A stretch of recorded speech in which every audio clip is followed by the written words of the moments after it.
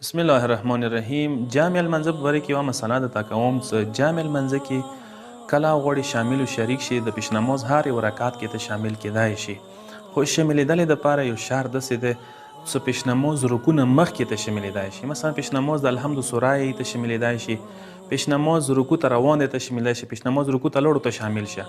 او که چیرې رکوع کې اوس نه شوې شاملېدای، ته رکوع ته کوزېدل هغه راز شولو نیت وکړلو بیا نشي شاملېدای. مثلا رکوع نه وروسته نشي شاملېدای شریک کېدای.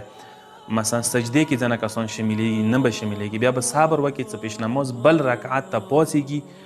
رکوع کې یو څه شاملېدای شي دې ټایم کې، قنوت کې یو څه شاملېدای شي، او رکوع کې رکوع حالت کې یو څه شاملېدای شي. او دا به تو اول رکعت حساب شي. که چیرې ته پیش نماز ته رکوع کې شامل شولې دی تو اول رکعت شو، بیا هغه څه دوباره ته پڅېږي هغه به د دویم رکعت شي. خالي تش رکعت څه موږ ته یو هغه کې که چیرې پیش نماز ولاړ دی ته اوسه شاملېږي شاملېدای شي.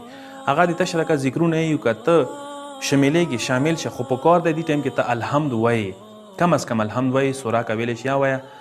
او بیا که چیرې پوه شوې چې نه پیش نماز ذکر کم پاتې دی، هغه رکوع ته ټیټېږي، ته بیا ما شاملېږه. کوشش وکړه صبر وکړه چې هغه رکوع ته ټیټ شي، ټیټېږي هغه ټایم کې ته شامل و شریک شه. او که چیرې بیا ته تش رکعت کې ذکر ټایم کې شامل شولې چې هغه تسبیحات یایي، بیا په کار ته خپل الحمد سوره هم وایي.